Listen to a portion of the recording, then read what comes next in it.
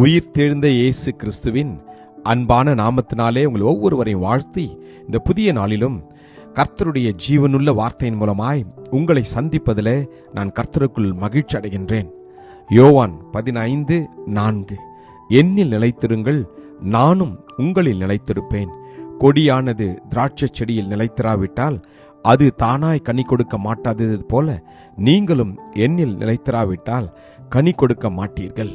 John 15:4 Abide in me and I in you, as the branch cannot bear fruit of itself unless it abides in the vine, neither can you unless you abide in me. Amen. கர்த்தருடைய நாமம் மகிமைப்படுவதாக. தேவனுடைய வார்த்தைக்குள், அவருடைய கட்டளைகளுக்குள், அவருடைய சித்தத்திற்குள் நாம் நிலைத்திருக்க வேண்டும் என்று கர்த்தர் விரும்புகின்றார்.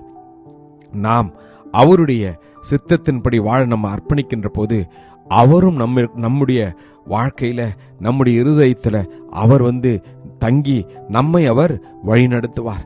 என்ன செய்வார்? நீங்களும் நானும் அதிக கனிகளை கொடுக்கும்படியாய் அவர் கிருபை செய்வார். வேதம் சொல்கின்றது, ஒருவன் என்னிலும் நான் அவனிலும் நிலைத்திருந்தால் அவன் மிகுந்த கனிகளை கொடுப்பான் என்று. என்னை அல்லாமல் உங்களால் ஒன்றும் செய்யக்கூடாது என்று கர்த்தர் சொல்கிறார். இந்த நாளிலே நம்முடைய சுயத்தை நாம் வெறுப்போம். நமக்குள் இருக்கிறதான பெருமைகள், மேட்டிமைகள், நாம் தான் பெரியவர்கள் என்று நாம் நினைத்திருக்கிற ஒவ்வொரு காரியத்தையும் அவருடைய பாதத்தருகே நாம் வைத்து விடுவோம். நம்மை நாம் தாழ்த்துவோம். எப்பொழுது நீங்களும் நானும் தேவனுக்கு விருப்பமுள்ள வாழ்க்கையை வாழ முடியும், அவருக்காய் நாம் எப்பொழுது கனிகளை கொடுக்க முடியும் என்று வேதம் சொல்கிறது. கலாத்தியரில் நாம் வாசிக்கிறோம், கிறிஸ்துவுடனே கூட சிலுவையில் அறையப்பட்டேன், ஆயினும் பிழைத்திருக்கிறேன். இனி நான் அல்ல, கிறிஸ்துவே எனக்குள் பிழைத்திருக்கிறார். நான் இப்பொழுது மாம்சத்தில் பிழைத்திருக்கிறதோ என்னில் அன்பு கூர்ந்து எனக்காக தம்மை தாமே ஒப்பு கொடுத்த தேவனுடைய குமாரனை பற்றும் விசுவாசத்தினாலே பிழைத்திருக்கிறேன் என்று வேதம் சொல்கிறது. இந்த வார்த்தையின்படி நாம் வாழ்கின்ற போது நீங்களும் நானும் அதிக கனிகளை கொடுப்போம். ஆவியானவர் உங்களுடைய வாழ்க்கையிலும் என்னுடைய வாழ்க்கையும் பார்த்து அவர் பிரியப்படுவார். ஆம், கர்த்தருடைய சித்தத்தின்படி வாழ்கிற உங்களையும் என்னையும் அவர் எடுத்து பயன்படுத்துவார்.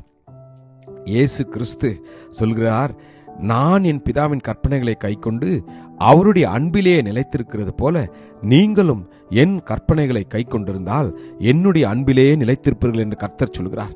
ஆம், ஒருவரில் ஒருவர் அன்பாயிருக்க வேண்டும் என்பதே அவருடைய கற்பனை. இந்த அன்பிலே நாம் நிலைத்திருக்கின்ற போது ஒருவருக்கு ஒருவர் நீங்கள் நானும் நேசிப்போம், ஒருவருடைய குற்றத்தை ஒருவர் மன்னிப்போம், ஒருவரை ஒருவர் அன்போடு, இயேசு கிறிஸ்துவின் உண்மையான அன்போடு நாம் ஒருவரோடு ஒருவர் பழகுவோம். அப்பொழுது நம்மை பார்க்கிறவர்கள் இயேசுவை பார்க்கும்படியான வாழ்க்கையை நாம் வாழ்வோம். கர்த்தருடைய வார்த்தையின்படி நிலைத்திருக்க இந்த நாளிலே நம்மை நாம் அர்ப்பணிப்போமா?